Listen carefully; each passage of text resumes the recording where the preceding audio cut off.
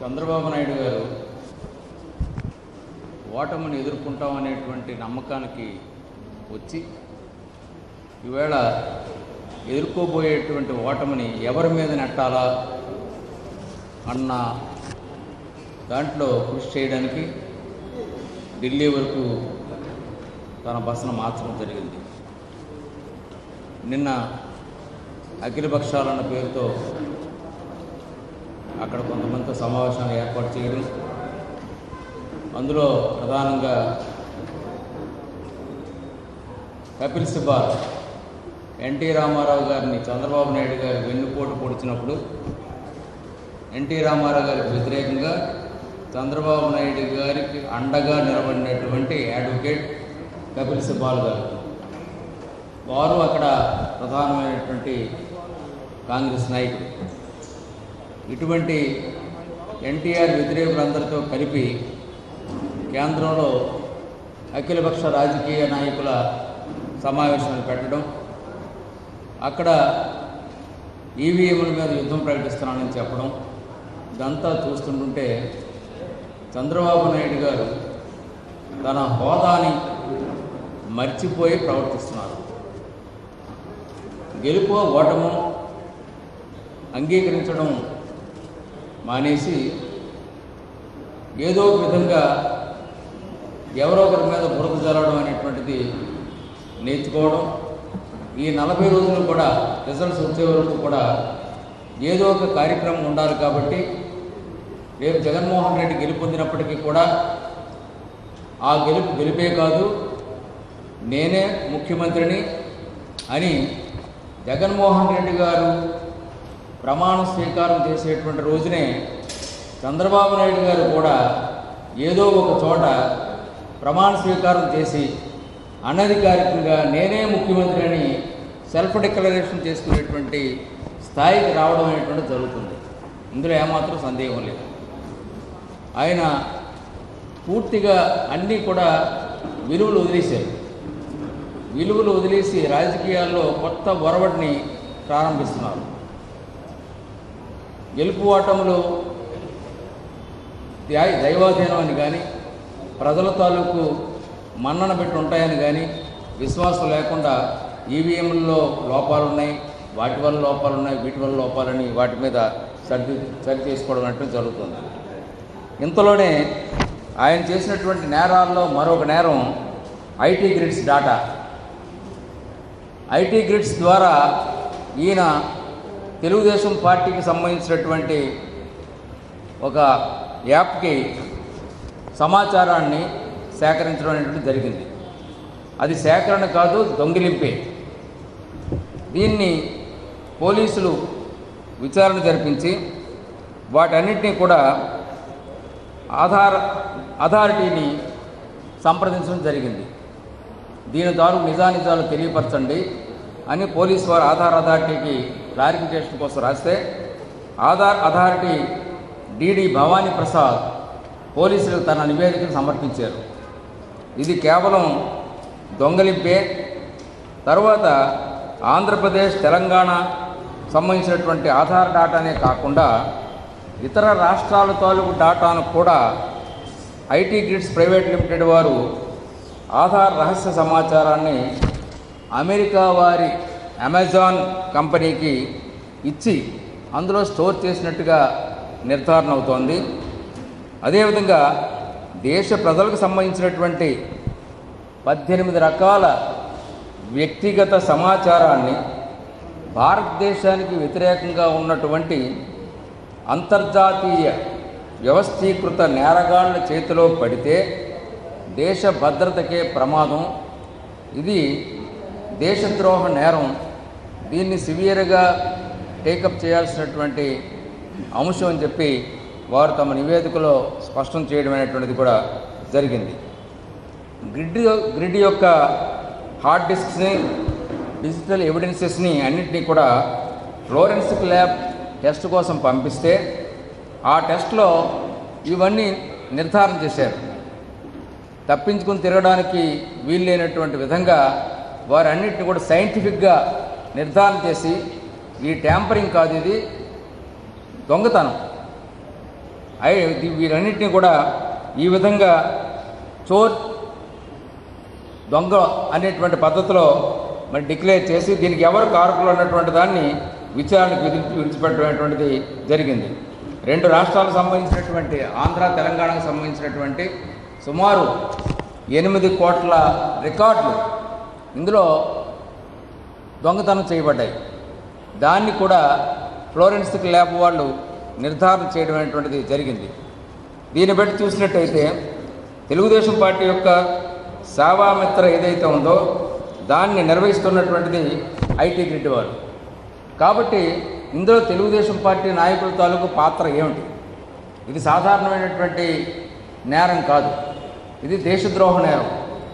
ప్రజలకు సంబంధించినటువంటి వ్యక్తిగత సమాచారం, వారి భూములు, ఇళ్ళు మొదలైనటువంటి ప్రైవేట్ ప్రాపర్టీస్ తాలూకు వివరాలను కూడా మరి వీళ్ళు దొంగిలించాల్సినటువంటి అవసరం ఎందుకు వచ్చింది?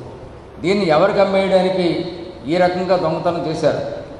ఆధార్ అనేటువంటిది రాష్ట్ర ప్రభుత్వం పరిధిలోది కాదు, కేంద్ర ప్రభుత్వ పరిధిలో ఉన్నటువంటి అంశం.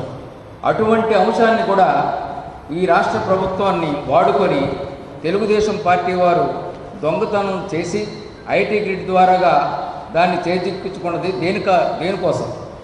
ఎన్నికల్లో దాన్ని ఏ రకంగా ఉపయోగించుకోవాలని ప్రయత్నం చేశారు, ఈవేళ దాన్ని ఏ రకంగా ఉపయోగించుకోవడానికి ప్రయత్నం చేస్తారు?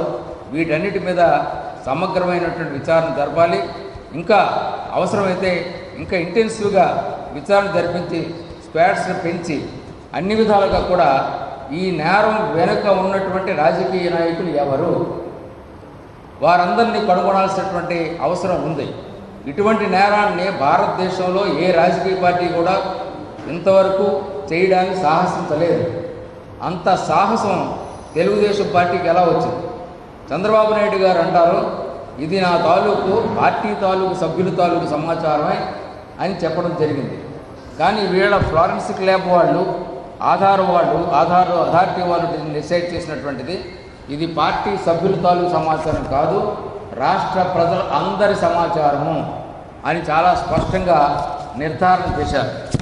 చంద్రబాబు నాయుడు గారు తనకిచ్చినటువంటి అధికారాన్ని, ముఖ్యమంత్రిగా తన ప్రజలు ఇచ్చినటువంటి అధికారాన్ని దుర్వినియోగం చేశారనడానికి ఎంతకంటే ఉదాహరణ మరొకటి ఉండదు.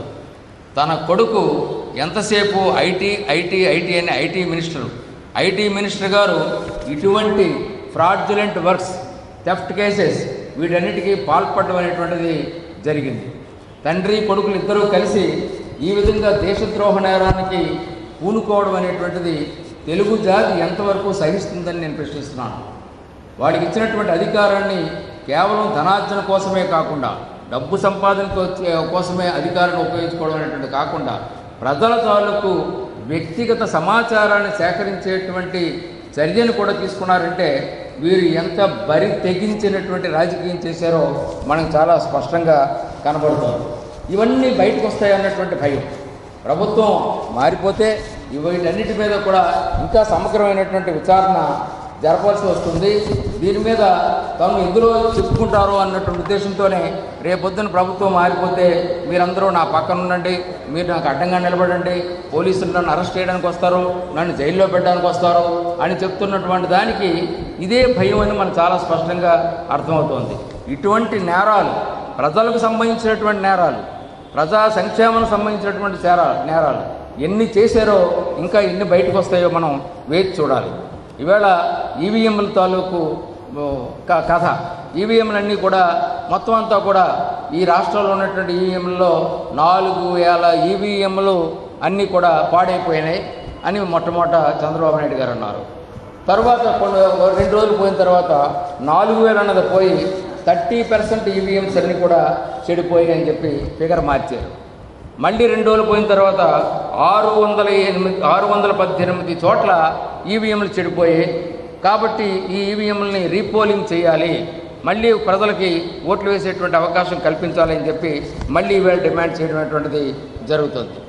తర్వాత ఢిల్లీకి వెళ్ళి ఇందులో వచ్చినటువంటి ఏవైతే ఉన్నాయో వీవీప్యాట్స్, ఈ వీవీప్యాట్స్ అన్నింటిని కూడా 50% కౌంట్ చేయాలి, దానికోసం మేము ధర్నా చేస్తాం, యుద్ధం చేస్తాం, ఎన్నికల కమిషన్ మీద పోరాటం చేస్తామని చెప్పి ఢిల్లీలో ప్రకటన చేస్తున్నారు. మళ్ళీ ఒక పక్క అంటారు వీవీప్యాట్స్లో ఉన్నటువంటి పేపర్ ఏదైతే ఉందో అది థర్మల్ పేపరు. ఈ థర్మల్ పేపర్లో ఒకసారి కనిపించి ఆ సింబల్ మాయమైపోతుందట అని మళ్ళీ చంద్రబాబు నాయుడు గారు అంటారు. మరి సింబల్ మాయమైపోతుందని తెలిసినటువంటి వాళ్ళు మీరు మళ్ళీ దాన్ని లెక్క పెట్టమని ఎలా అడుగుతున్నారు? అంటే అది అందులో సింబల్ ఉంటుందో ఉండదో తెలియనటువంటి పరిస్థితిలో మన ముఖ్యమంత్రి గారు ఉండడం అనేటువంటిది జరుగుతుంది. తర్వాత మనకి నేను వేసినటువంటి ఓటు నా పార్టీకి పడిందో లేదో తెలియడం లేదు అన్నటువంటి మాట ఎంత డ్యామేజింగ్ అనేది.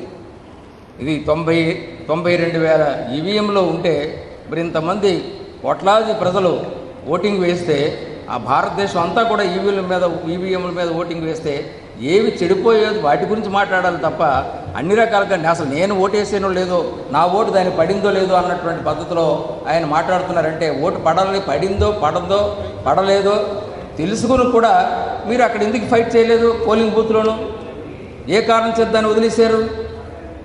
ఇది నిజమైనట్టయితే మీరు చూడలేనట్టయితే అక్కడ మళ్ళీ మరొకసారి పోలింగ్కి సిద్ధమవచ్చు కదా, పోలింగ్ ఆఫీస్ని అడగవచ్చు కదా, మళ్ళీ నేను ఓటు చేస్తాను నాకు కనిపించలేదని ఎందుకు అడగలేదు? ఇవన్నీ కూడా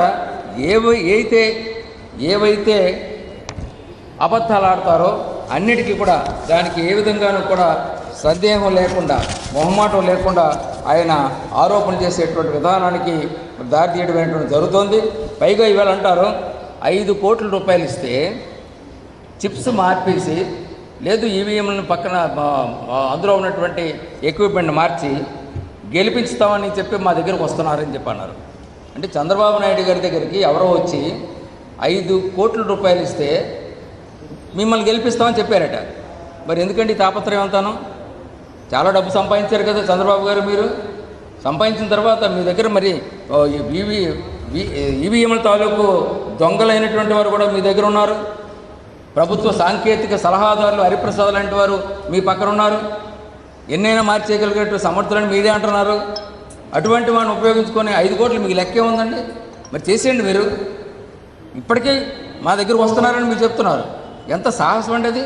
ఒక ముఖ్యమంత్రి మాట్లాడాల్సినటువంటి మాట అనేది. అంటే ఈవీఎంలు అవసరమైతే ట్యాంపర్ చేసి మేము గెలవడానికి కూడా సిద్ధంగా ఉన్నామని ఓ పక్క నుంచి ఛాలెంజ్ విసరడం ఇది ఒక ముఖ్యమంత్రి మాట్లాడాల్సినటువంటి మాటైనా ఇది?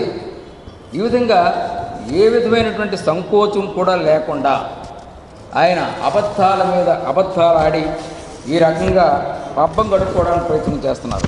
మరి ఇవన్నీ కూడా ఓటింగు తగ్గిపోయిందని చెప్తున్నటువంటి చంద్రబాబు నాయుడు గారిని నేను అడుగుతున్నాను. 2014 కంటే 2019లో జరిగినటువంటి ఓటింగు ఎక్కువ, పర్సంటేజ్ ఆఫ్ ఓటింగ్ పెరిగింది. ఎంపీ సీట్లు 2014లో ఎంపీకి పోలైనటువంటి ఓట్లు 78.40%. అదే 2019లో 79.63%, అంటే 1.23% పెరిగింది. అదేవిధంగా ఎమ్మెల్యే ఓట్ల లెక్క చూస్తే 2014లో 77.96% పోలైనాయి. 2019లో అదే ఎమ్మెల్యే పోస్టులకి 79.64% పోలైనాయి. అంటే 1.68% అధికంగా పోలేయడం జరిగింది. అంటే 13 జిల్లాల్లో ఒకే ఒక జిల్లాలో, అది పశ్చిమ గోదావరి జిల్లాలో 0.06% తగ్గింది ఒక జిల్లాలోనే. మిగిలినటువంటి 12 జిల్లాల్లో కూడా పర్సంటేజ్ ఆఫ్ పోలింగ్ ఎమ్మెల్యే సీట్లకి ఎంపీ సీట్లకి కూడా పోలింగ్ 1.23 ఎంపీ సీట్లకి 1.68 ఎమ్మెల్యే సీట్లకి పోలింగ్ పెరగడం జరిగింది. అంటే యావరేజ్గా మరి పర్సంటేజ్ అంతా కూడా పూర్తి స్థాయిలో ప్రమాణం 80% ఓటింగ్ జరిగితే మీరు ఇంకా ఓటింగ్ జరగలేదు, అందరూ ఇంటికి వెళ్ళిపోయారు అన్నటువంటి పద్ధతిలో మాట్లాడి ఇంకా పోలింగ్ జరపండి, రీపోలింగ్ జరపండి అని దీన్ని ఇష్యూ కింద, ఒక స్మాల్ మ్యాటర్ని దీన్ని ఇష్యూ కింద చేయడానికి ప్రయత్నించడం అనేటువంటిది సరైనటువంటి విధానం కాదు. ఒక రాజకీయ పార్టీ అధినేతగా ప్రజలని కన్ఫ్యూజ్ చేయడం అనేటువంటిది మంచిది కాదు. ఎన్నికల కమిషన్ లాంటి రాజ్యాంగ సంస్థని అప్రతిష్ట పాలు చేయడం వల్ల మీకు ఒరిగేది ఏమిటి? ఈ విధంగా అప్రతిష్ట పాలు చేయడం వల్ల వ్యవస్థకి చెడ్డ పేరు వచ్చేటువంటి పరిస్థితులు రావడం అనేటువంటి జరుగుతుంది. 2014లో ఇదే ఈవీఎంలు వాడి చంద్రబాబు నాయుడు గెలవలేదా? మరి ఆనాడు ట్యాంపరింగ్ చంద్రబాబు నాయుడు గారు చేశారా? ఎవరు చేశారండి ఇది? నిన్నగాక మొన్న 2018లో జరిగినటువంటి రాష్ట్రాల్లో జరిగినటువంటి ఎన్నికల్లో బీజేపీ పార్టీ 2 చోట్ల కొలాప్స్ అయిపోయింది. కాంగ్రెస్ పార్టీ వారు గెలిచారు ఈవీఎంలతోనే. బీజేపీ పార్టీ తాలూకు హ్యాండ్ ఉంది, కేంద్ర ప్రభుత్వం హ్యాండ్ ఉంది అనుకుంటే కనీసం తెలంగాణలో 1 సీటు కూడా బీజేపీ పార్టీ గెలుచుకోలేకపోయింది. అంటే ఇవన్నీ కూడా పార్టీలను బాధ్యుల్ని చేసి ఏదో కేంద్ర ప్రభుత్వంలో ఉన్నవారు, బీజేపీ పార్టీ వారు, లేదా మోడీ వారు, ఎలక్షన్ కమిషన్ వారు, కేసీఆర్ గారు, జగన్ గారు వీళ్ళందరూ కలిసిపోయి నాకు ద్రోహం చేశారు అన్నటువంటి విధంగా ఒక ఫోకస్ ఇవ్వడానికి దాన్ని ప్రయత్నించడం అనేటువంటిది సరైనటువంటి విధానం కాదు. మీ తాలూకు తీరుని మార్చుకోవాలని చెప్పి చంద్రబాబు నాయుడు గారికి నేను కోరుతున్నాను. ఎందుచేతంటే ఈ రాజకీయ వ్యవస్థని అప్రతిష్ట పాలు చేయడానికి వీలు లేదు. అది మంచి పద్ధతి కాదు. తర్వాత ఈవేళ చూసినట్టయితే పోనీ రాష్ట్ర ప్రభుత్వాన్ని వదిలేశారు. మళ్ళీ ఈవేళ 1 నెల రోజులు కూడా గ్యాప్ ఇవ్వకుండా పార్టీ ఫండ్ కింద సీఎం పేషీ నుంచి కొందరు వ్యక్తులు, బాబు గారు మీకు సంబంధించినటువంటి వ్యక్తులు, కొందరు వ్యక్తులు సీఎం పేషీ నుండి ఒక వ్యక్తికి ఫోన్ చేసి మీ సమాజానికి మీ తాలూకు కులానికి సంబంధించినటువంటి ఒక వ్యక్తికి, ఒక వ్యాపారికి ఫోన్ చేసి మీరు 8 కోట్లు ఇస్తావా చస్తావా పార్టీ ఫండ్ అని అడిగితే అతను ఈవేళ పోలీస్ కంప్లైంట్ ఇచ్చారు. సీఎం పేషీలో ఉన్నటువంటి వ్యక్తుల మీద పోలీస్ కంప్లైంట్ ఇవ్వడం అనేటువంటి జరిగితే ఇంతకంటే అవమానం ఉందండి? ఎన్నికలు అయిపోయిన తర్వాత కూడా నీ తాలూకు కొడుకు తాలూకు గ్యాంగ్, లోకేష్ బాబు తాలూకు అనుచరులు ఈ విధంగా ప్రజల మీద పడి, వ్యాపారస్తుల మీద పడి, ఎన్నికల ముందు ఎన్నికల తర్వాత కూడా మీరు పార్టీ ఫండ్ ఇస్తారా చేస్తారా? ఈవేళ సోమవారం, ఈవేళ లాస్ట్ టైం పెట్టారు. ఈవేళ ఈ సోమవారం లోపల నువ్వు నాకు డబ్బు ఇస్తావా లేదు చేస్తావా అని అడిగేటువంటి పరిస్థితిలో రావడం అనేది జరిగితే మీరు మీ కొడుకు మీద మీకు ఏం కంట్రోల్ ఉందండి? ఎన్నికల కమిషన్ మాట్లాడుతున్నారు. First you control your son. నీ కొడుకును మీరు కంట్రోల్ చేయలేనటువంటి పరిస్థితిలో మీరున్నారు. ఈ రాష్ట్రాన్ని ధ్వంసం చేసేటువంటి పరిస్థితిలో మీరున్నారు. తెలుగుదేశం పార్టీ పేరు పెట్టి ఎన్టీ రామారావు గారు పెట్టినటువంటి తెలుగుదేశం పార్టీని భ్రష్టు పట్టించి మీరు మీ కొడుకు ఈ రాష్ట్రాన్ని మరి దోచుకు తినేటువంటి పరిస్థితుల్లో రాజకీయం ఇంకా చేస్తున్నారా? అంటే 1 రోజులు పోయిన తర్వాత నా అధికారం పోయేటువంటి పరిస్థితి ఉంది. ఆ తర్వాత ఎవడో కూడా నా పేషెంట్ చుట్టూ చూడరు, ఎన్టీఆర్ భవన్ మూసేయాల్సినటువంటి పరిస్థితి ఏర్పడుతుంది అనేటువంటి భయంతో ఈ 30 రోజులు కూడా, ఈ 40 రోజులు కూడా పంచుకు తిందామనా, వసూలు చేసి తిందామనా? ఏమిటండి ఇది? ఏం సంపాదించింది చాలేదా మీకు? మామూలుగా సంపాదించారా? ఇసుక దోచుకున్నారు, ఖనిజాలు దోచుకున్నారు, భూమి దోచుకున్నారు, అన్ని దోచుకున్నారు, పంచభూతాలను దోచుకున్నారే. ఇంకా చాలక వ్యాపారస్తుల మీద, ప్రజల మీద వీళ్ళ పడి విరుచుకుపడి మీరు డబ్బు ఇస్తారా చూస్తారా అనేటువంటి పరిస్థితిలో ఉండడం మంచిది కాదు. ఈ వైఖరిని మార్చుకొని కనీసం ఈ 40 రోజులైనా సరే ప్రశాంతమైనటువంటి రాజకీయ జీవితాన్ని గడిపి రాబోయేటువంటి రిజల్ట్స్ ఏవైతే ఉన్నాయో వాటిని మరి హుందాగా అంగీకరించాల్సిందిగా మీకు విజ్ఞప్తి చేస్తున్నాను.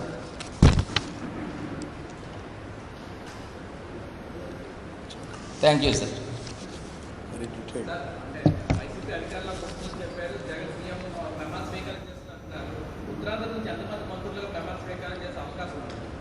ప్రెజెంట్ మంత్రులే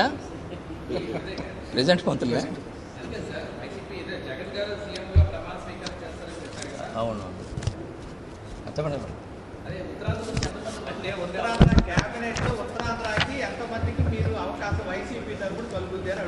అది మేము ఎలా చెప్పగలం? ఇది ఇట్స్ ఏ మినిస్ట్రీని ఫామ్ చేయడం, మంత్రివర్గాన్ని ఏర్పాటు చేయడం అనేటువంటిది it is the prerogative of the chief minister. So ముఖ్యమంత్రి ఎవరైతే వాళ్ళు దీన్ని నిర్ణయించుకోవాలి. జగన్మోహన్ రెడ్డి గారు తప్పనిసరిగా ఉత్తరాంధ్ర జిల్లాల వారికి తగినటువంటి ప్రాతినిధ్యం ఇస్తారు. అంటే ఆయన అడుగుతుంది ప్రాబబుల్స్ సార్, మీరు సీనియర్ నాయకులు కాబట్టి ప్రాబబుల్స్ చెప్తారు. అది మనం చెప్పలేము సార్. ఉత్తరాంధ్ర నుంచి ఎన్ని సీట్లు గెలుచుకోబోతున్నారు? అది ప్రధానంగా విశాఖ జిల్లా నుంచి ఎన్ని, విజయనగరం, శ్రీకాకుళం, ఉత్తరాంధ్ర నుంచి వైసీపీ పార్టీ ఎన్ని సీట్లు గెలుచుకోబోతున్నారు? ఉత్తరాంధ్ర జిల్లాలో ఈ 3 జిల్లాల్లోనూ కూడా తెలుగుదేశం పార్టీకి 1/3 సీట్స్ కంటే ఎక్కువ రావు. 2/3 సీట్స్ వైఎస్ఆర్ కాంగ్రెస్ పార్టీకి వస్తాయి. అలాగే రాష్ట్ర స్థాయిలో 210 సీట్ల నుంచి 220 సీట్ల మధ్య 110 నుంచి 120 సీట్ల మధ్యలో వైఎస్ఆర్ కాంగ్రెస్ పార్టీ గెలుచుకుంటుంది. అదేవిధంగా పార్లమెంటు సీట్లు కూడా 18 నుంచి 20 సీట్ల వరకు పార్లమెంటు సీట్లు వైఎస్ఆర్సీపీ గెలుచుకుంటుంది. ప్రధానంగా గతంలో విశాఖ జిల్లాలో మీకు 3 ఉన్నాయి, ఇప్పుడు ఎన్ని పెరగబోతాయి? చెప్పిండ్రు 2/3.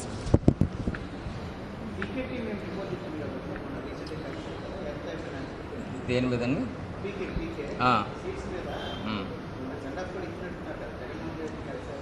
పీకే ఆ రిపోర్ట్స్ మాకు ఇవ్వరు కదా. ఇప్పుడు బ్యాన్ కూడా ఉంది కదా, ఎన్నికల కమిషన్ బ్యాన్ కూడా ఉంది సర్వేలను బయట పెట్టొద్దని. రహస్య సర్వేలైనా బయట పెట్టకూడదు. ఊరికి మాకు అంచనా ప్రకారంగా మీకు చెప్తున్నాం తప్ప ఒక ప్రధానమైనటువంటి సంస్థలన్నీ కూడా ఆల్మోస్ట్ నేషనల్ ఛానల్స్ అన్నీ కూడా వాడు ఖచ్చితంగా జగన్మోహన్ రెడ్డి ముఖ్యమంత్రి అవుతారని చెప్తున్నాయి. అది ఎన్నికల ముందు నుంచి చెప్తున్నాయి, ఎన్నికల తర్వాత కూడా చెబుతున్నాయి. చంద్రబాబు నాయుడు గారు అంటున్నారన్నమాట, ఆడవాళ్ళందరూ కూడా వచ్చి ఓట్లు వేశారంటే నా కోసం వచ్చి వేశారు, పసుపు కుంకుమ చూసి వేశారని ఆయన అంటున్నారు. కానీ ఆయన తెలుసు, మాకు తెలిసింది ఆయన తెలియదా? చంద్రబాబు నాయుడు గారికి కూడా తెలుసు తను ఓడిపోతున్నారని తెలుసు. ఇది 40 రోజులు కూడా ఏమవుతుందంటే దీని ప్రమాదం ఏమవుతుందంటే, ఇందా మన మిత్రులు చెప్పినట్టు తెలంగాణలో లగడపాటి గారు ఆఖరి రోజులో ఒక దొంగ సర్వే ఇచ్చారు. ఆ దొంగ సర్వేని నమ్మి చాలామంది బెట్టింగ్లు చేసి దెబ్బతిన్నారు. ఇప్పుడు కూడా చంద్రబాబు నాయుడు గారు ఈ రకంగా మాట్లాడటం వల్ల నాకే సీట్లు వస్తాయి, నేనే గెలుస్తాను అనడం వల్ల కొంత వారికి సంబంధించినటువంటి కొందరిని మభ్యపెట్టి వారు కూడా బెట్టింగ్లు వేసేలా చేసి వారు కూడా పూర్తిగా నాశనం అయిపోయేలా చేస్తారు. తప్పదు. ఇదంతా బెట్టింగ్ల రాజకీయాలాగే కనిపిస్తుంది. మన జర్నలిస్ట్ మిత్రులు కూడా అదే కామెంట్ చేయడం జరిగింది ఇప్పుడే. ఈ విధంగా మన స్టేట్మెంట్ వల్ల కొన్ని ఇబ్బందులు వస్తాయి, ప్రజల్లో కూడా నష్టం సంక్రమించేటువంటి పరిస్థితులు వస్తాయి. సార్, ఈ ఓటింగ్ ప్యాటర్న్ మీరు చూసుంటారు కాబట్టి రాష్ట్ర వ్యాప్తంగా జనసేన ప్యాటర్న్ ఎలా ఉంది? అది మీ వైఎస్ఆర్సీపీకి నష్టం కలిగించబోతుందా లేదా ఏమారుతుంది దాని ప్రభావం? జనసేన గతంలో తెలుగుదేశం పార్టీకి మద్దతు ఇచ్చింది. అలాగే బీజేపీ మోడీ వేవ్ తెలుగుదేశం పార్టీకి మద్దతు ఇవ్వడం జరిగింది. ఇవాళ రెండు కూడా తెలుగుదేశం పార్టీకి మైనస్. అంచేతనం ఏది పవన్ కళ్యాణ్ తాలూకు ఓటు ఏదైతే ఉందో ఆ ఓటు తెలుగుదేశం పార్టీ నుంచి చీలిపోయింది, అది ఇండిపెండెంట్ అయ్యింది.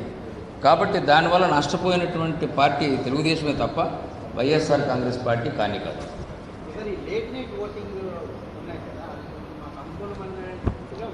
ఏదండి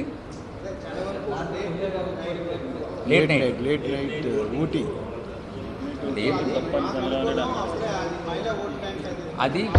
అది కేవలం 400 ఈవీఎంస్లో మాత్రమే జరిగింది.